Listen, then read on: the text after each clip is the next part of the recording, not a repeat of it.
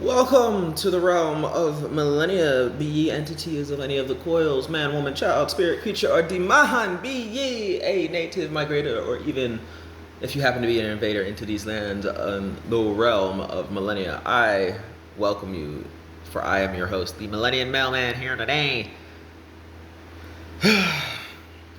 And I will be world building for you and guiding you into the realm long after you've already begun to acclimate and fit in. So go ahead, sit back, relax, because today was not Songbook Sunday. It is Storytime Saturday. Not at all the video I was doing. Today is Storytime Saturday, and for the next couple of weeks, it will probably look like, because I'll surely have to break up this story, I will be posting on this one particular story. Something about the story I'm writing, the realm of millennia, something rather important would be the life lessons being shared in about it that allow you to develop and grow better understandings of each of the characters individually. People, when I share with them my character designs, flaws, greatness, and superpowers, they are always baffled from how detailed and realistic some of the admirable aspects, and especially the most hated and unappreciable aspects of people and the characters I'm designing and writing out to be. And part of that comes from how much time I devoted to researching before ever actually putting pen to paper on when writing chapter number 1. Right? Because I'm a big truther, right? And part of getting to the truth is that intensive care you have to dare to devote in order to get to understanding the whys, the empathies that led to the particular courses of action and follow-up thoughts and considerations that led to other thoughts, considerations, and actions, and down that rabbit hole as the cycle continues to deeper and deeper and deeper. Right? So this particular story will likely span the course of several videos, because it is a written letter that I'm submitting in. And the only backstory you need about this one is the fact that it is a relatively, formal letter from a son to their father about why they are the way they are and why they started acting up and acting out against their parents and being rebellious. What's up? Hello. Hello, mate.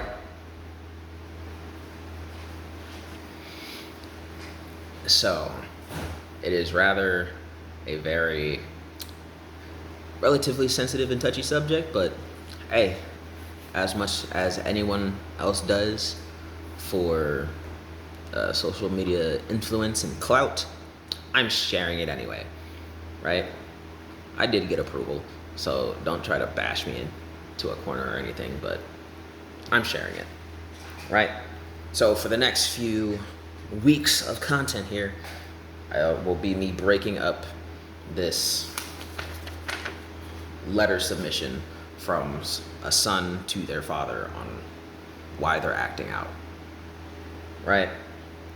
This submitted letter from the child to the parent was 8 whole pages of written in pencil commentary on why they were being rebellious and acting out. And from what I remember of it, it didn't really shy away from using all those profanities, but I will censor it as much as possible, while still being as accurate and true to the content of the story itself.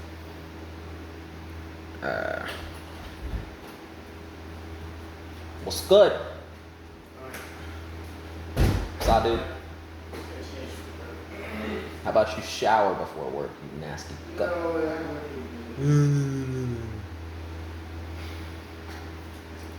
Anywho's, but yes, this is a story that I'll be sharing about a child and his father, and why their dynamic is terrible. But ultimately, this is the story from the perspective of the son that wants to be heard and understood. So here we are. For privacy reasons, I'm going to address the father being referenced by the son in this story as Mr. Deaf, as in, could you say it again? I couldn't hear you. Mr. Deaf is the father. The son, I'm not sure whether a name is in here or not, but lo and behold. And I came to originally know of this story because I knew the father, when the father shared in the boy bond group that he got this letter from his child. When the father got the letter from the child, he shared it with the group. And I'm like, oh, wow.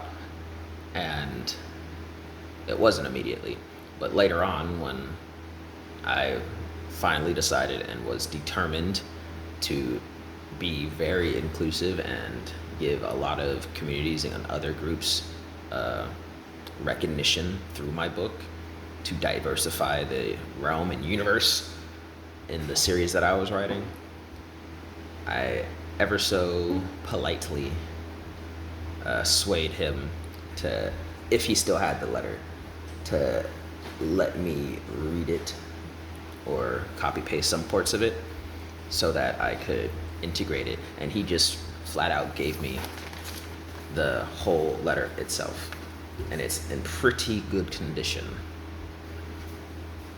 because, yes, it's in pretty good condition. This is years old, but yet very well kept. So I got it. I was expecting, when I asked him for it and to be told the story or for him to read it again, I had a notebook and pen, like, okay, yeah, I'm gonna probably rewrite some of this as like a case study, effectively. I'm gonna write down and jot some notes on this like a case study. And he's like, oh yeah, here you go. And I'm like, whoa, this isn't what I was expecting at all, but I'll take it. But he asked, what was requested was that, like, hey, if you're going to like post it in particular aspects and sense, don't put our legal names on there for obvious reasons. So privacy. I'm like, okay, yeah, that's no problem. That's cool. I'm like, cool. I'll definitely do that. I'm very good about not sharing people's secrets, but this is no secret, and he was very open to allowing me access to share and disclose this. But yes, this is a rather strained family dynamic of a story to be told, and it's from the perspective of a son wanting to be understood or acknowledged by the father, from what I remember. So he wrote this 8-page letter with one staple in it.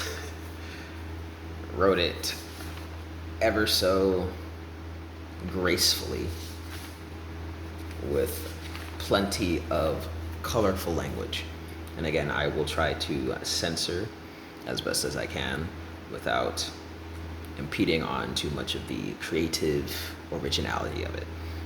But yes, that is the backstory on this story time that I will be getting started. Again, it is 8 pages long. And just getting that clarity out the way is already turning out to be like a 10-minute video, probably 9 minutes. So yeah, just be prepared, because I will start doing that. There'll be a little short series in this story time from me breaking up the video.